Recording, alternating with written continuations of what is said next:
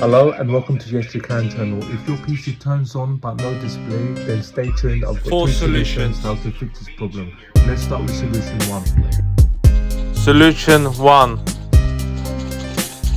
Remove your RAM sticks from your PC and reinsert them. RAM plays an important part of functionality, so everything is connected into the PC. So sometimes you have to reinsert them to force start your motherboard to work again. Solution 2. Remove your CMOS battery for 6 minutes and then reinsert it into your motherboard. So make sure you wait 6 minutes for it to clear all the data that is embedded into your chip and reinsert it.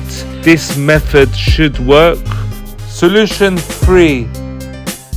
Reseat your graphics card and remove and replug your HDMI/DVI port cable.